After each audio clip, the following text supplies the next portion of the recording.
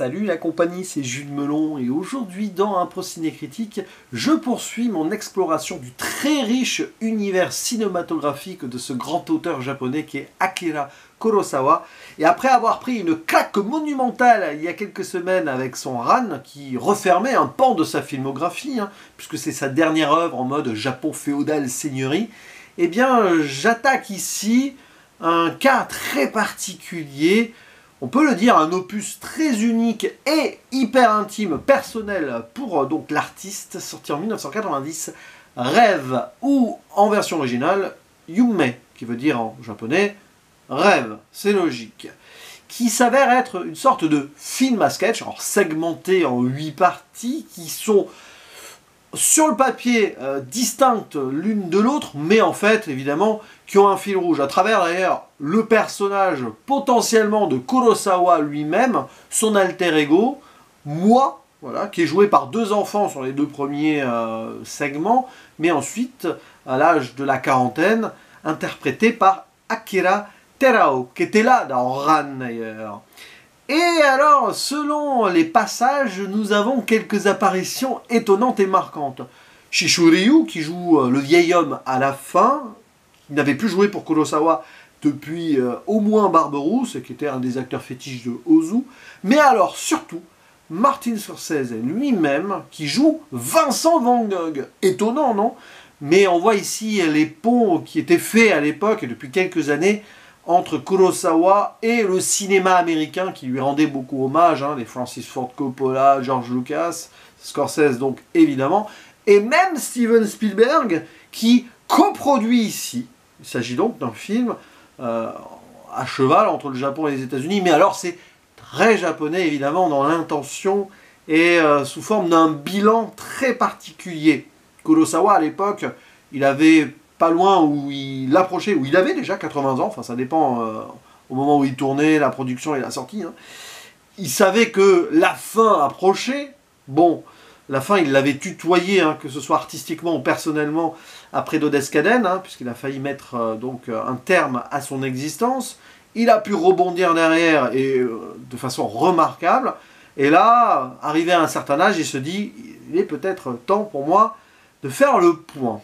Et c'est ainsi que du coup, il nous plonge dans ses obsessions, qu'on a déjà vues dans son cinéma avant, à travers 8 rêves ou cauchemars, qui vont donc de l'enfance à... alors, pas lui-même en tant que vieillard, mais un lien avec la fin et la mort, etc. C'est intéressant d'ailleurs ce choix, c'est qu'il ne va pas faire vieillir son personnage principal, donc qui a la quarantaine, à travers le segment 3 jusqu'au segment 8, alors que pourtant il commence avec l'enfance. C'est vrai que c'est un choix intéressant, mais du coup le vieillard final qu'on voit là joué par Shishu-Ryu pourrait être une sorte d'autre alter ego d'Akira Kurosawa qui se parle à lui-même plus jeune. Peut-être qu'il y a aussi cette idée. Alors, pour faire simple, beaucoup de thématiques sont ici abordées, que ce soit alors l'innocence pour commencer, bien sûr, l'enfance, et la fin de cette innocence d'une certaine manière, le monde des esprits, évidemment, le contact entre le réel et donc ce qu'on peut fantasmer, à moins qu'on puisse y croire, et tout, c'est très japonais aussi dans l'inné, et les moments terribles de l'existence et les conséquences de l'acte humain avec sa modernité, donc là c'est très japonais, que ce soit la guerre ou le nucléaire, la destruction de la planète peut-être, et même, on va dire par extension, les problèmes écologiques et la possible destruction de l'environnement. Mais en parallèle, il n'y a pas que du négatif, il y a aussi toute une approche sur la beauté de la nature, l'apaisement alors que la fin approche, c'est très beau là-dessus, parce qu'on a un Kurosawa qui accepte l'idée que cette fin puisse être positive, alors qu'après Dodescaden, elle a failli être très violente et négative pour lui. Et évidemment, bien sûr, son rapport à l'art et à la création. C'est un artiste total, Akira Kurosawa. Peintre également, surtout sur ses dernières œuvres. Et bien là, évidemment, il fait ce lien avec, évidemment, Van Gogh, mais aussi Hokusai, sur 2 segments qui se suivent et qui se répondent de manière différente. Mais il va donc questionner aussi le rapport à la créativité, même le côté jusqu'au boutiste de l'artiste, qu'il a été lui aussi, comme tous les grands auteurs et génies artistiques, à quel point se donner à fond pour créer. À l'image de Van Gogh qui s'est coupé l'oreille, ici on a une imagination de pourquoi il se serait coupé l'oreille. Avec Scorsese, évidemment, qui parle anglais. Alors que, bon, c'est un moment où ils vont quand même dans un endroit en France, mais qu'il était néerlandais. Mais là, on a la suspension consentie d'incrédulité sur cela. On n'allait pas demander à Scorsese de parler ni néerlandais ni français. Mais voilà.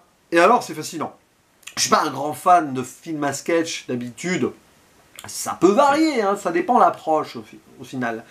Et ici, c'est surtout qu'il y a ce filigrane artistique et thématique qui rend l'ensemble remarquable, dans le sens où, en plus, si vous connaissez la carrière de Kurosawa avant, c'est magistral. Ce n'est pas le film qu'il faut entreprendre si on veut découvrir l'œuvre d'Akira Kurosawa. Bon, on peut l'apprécier quand même si on ne connaissait pas ce qu'il a pu faire avant, bien sûr. Mais ce serait presque dommage, parce qu'il y a toute une sorte d'aboutissement ici. C'est une œuvre bilan, une œuvre somme, oui, là on peut le dire, c'est pas galvaudé comme terme, et aussi quelque chose qui questionne le passage. C'est un film de passage. Lui, il est là, il arrive à un certain âge, il s'apprête à passer donc de la vie à la mort, d'une certaine façon. Bon, ce n'est pas son dernier film, ça aurait pu être remarquable qu'il finisse sa carrière là-dessus. Il en fera 2 autres après, qui sont peut-être très bien, hein, d'ailleurs, je ne sais pas, ils n'ont pas forcément une réputation égale auprès des cinéphiles, mais bon, c'est le genre d'artiste Kurosawa qui allait créer jusqu'au bout, parce que sinon il se laissait mourir, il ne voulait pas. Vu comme ce film, il arrive à être apaisé d'une certaine manière, pourquoi s'empêcher de créer autre chose s'il avait des idées? Il a pu le faire. Mais cette idée, donc, il est dans un point où il s'avère être plus ou moins entre deux mondes, le monde de son cinéma d'avant, de sa vie et tout, et celui d'après qui est très incertain et qui va de toute façon l'amener vers la mort d'une certaine façon. À l'époque, il savait qu'il n'a peut-être pas plus de 5 ou 10 ans à vivre. Vous savez qu'au Japon, on peut vivre en vieux, mais bon, voilà. Du moins artistiquement, il ne savait pas s'il allait pouvoir refaire autre chose derrière. De toute façon, il a dû finir, à mon avis, sa carrière depuis les années 70 en tout cas, sans savoir si le film qu'il faisait n'allait pas être son ultime. Et cette idée que ce passage-là va être montré dans les divers segments de façon différente. D'un monde à l'autre, bien sûr, le monde des vivants, des humains et celui des esprits. Dans l'ensemble, la construction globale, le monde tel qu'il est, et celui du rêve et du cauchemar, parce que nous n'avons ici que des moments oniriques de rêve et de cauchemar. Les passages dans le film sont divers et variés, des ponts de bois, d'ailleurs il y a le pont peint par Van Gogh, pont aussi par l'esprit bien sûr, et un tunnel qui en dit long hein, sur la guerre, etc. Et de la traversée aussi, passage d'une montagne qui peut faire basculer de la vie à la mort, mais au final peut-être qu'il y a autre chose. Et donc ici, il y a pas mal d'échos et de choses qui se répondent, que ce soit d'ailleurs d'un segment à l'autre qui se suivent, ou par exemple, vous prenez le segment, je ne sais plus lequel, où il approche de la mort, et tout, et le dernier, où il va peut-être approcher de la mort, voilà, tutoyer d'une autre manière, mais c'est remarquable. Et ce questionnement aussi sur la place de l'humain, de l'homme, de l'artiste, dans notre monde, sur notre terre. Et là, on est dans un film typiquement japonais. Le film d'un artiste vieillissant, donc de son pays natal, tant et si bien qu'on peut rapprocher Rêve, hein, de pas mal de façons, des 2 dernières œuvres d'un certain Hayao Miyazaki. Le vent se lève, qui était une sorte de bilan aussi, hein, rapport à la guerre, la création, tout ça, et Le garçon et le héron, pareil, rapport de passage d'un monde à l'autre avec les esprits, aussi sur ce Japon qui évoluait, et tout. Et très personnel aussi, Le garçon et le héron et Le vent se lève, quasi intime et autobiographique. Ici, c'est une autre forme d'intime, pas dans l'autobiographie ultime, c'est juste le regard que Kurosawa porte sur ce qu'il a vécu. Et c'est passionnant, ça. C'est ultimement passionnant, dans le sens où, évidemment, le rapport à la guerre, on comprend. Alors, ici, c'est quasi universel, hein, parce que c'est quelqu'un, à un moment, là, qui va avoir la culpabilité d'avoir laissé ses hommes derrière. Ok. Mais évidemment, après, il y a le rapport au nucléaire. Vous ne pouvez pas ne pas penser à Godzilla, par moment. Alors, on ne voit pas de monstre, hein. Il y a le mont Fuji qui est en colère derrière, comme si les dieux et la nature criaient contre l'homme qui avait fait n'importe quoi avec tout ce qui est donc atomique, hein, d'une manière ou d'une autre. Et c'est assez amusant, c'est pas la première fois, hein, mais de constater qu'il y a Ishiro Honda qui est consultant à la création et tout, ils ont dû s'amuser dessus, à se rappeler. Honda a dû, à mon avis, évoquer certaines de ses expériences à la création de Godzilla, enfin, du film. Donc, c'est ça qui est passionnant, et tout ce jeu sur les couleurs, sur les contrastes aussi, c'est un film pictural, mais à mort. Bon, comme ces films précédents, là. Hein. Il devenait de plus en plus peintre à la fin de sa carrière, mais cette idée que y a un questionnement sur l'art qui montre aussi le côté négatif de l'humanité, mais à côté aussi le côté positif. Donc il jongle là-dessus. Les conséquences de l'homme, du capitalisme. D'ailleurs, il y a un salaryman à un moment qui va constater les erreurs qu'il a pu faire à cause du nucléaire et tout. Et ça m'amuse parce qu'avant de voir ce rêve, j'ai revu Tetsuo, j'en ai fait un tweet d'ailleurs, etc. Tetsuo sorti l'année d'avant, rien à voir, hein, vous allez me dire. Mais bon, bah si dans l'obsession du Japon avec ce monde occidental capitaliste qui a contaminé pas mal de choses, etc. Bah depuis la Seconde Guerre mondiale, après il y a eu l'occupation américaine, etc. Ça a changé à tout.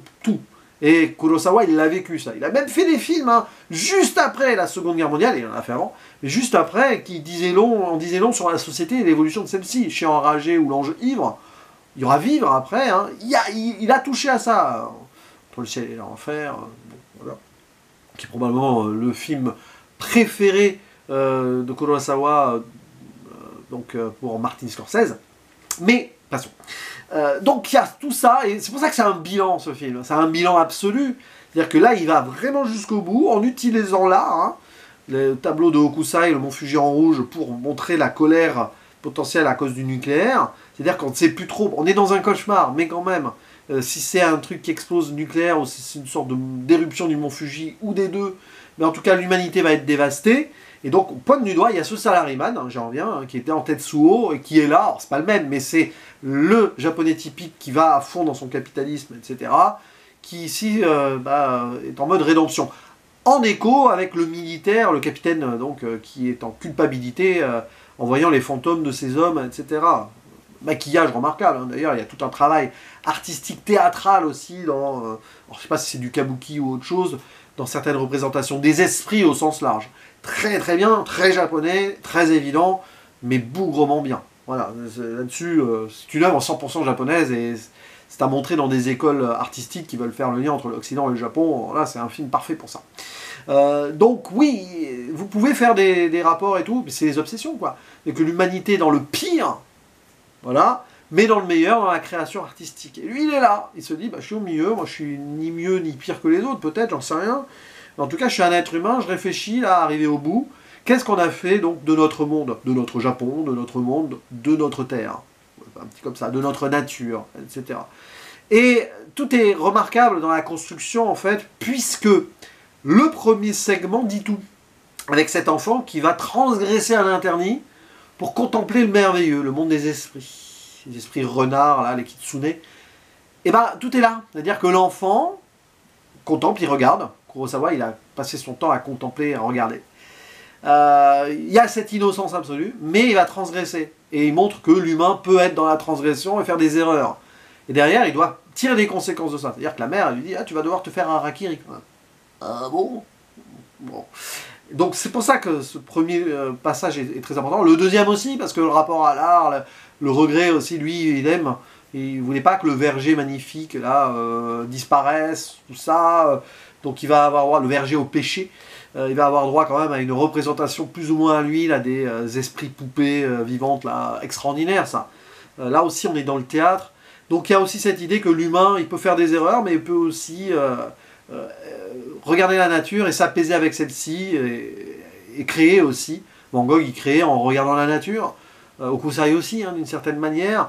Et à la fin, il y a l'accomplissement de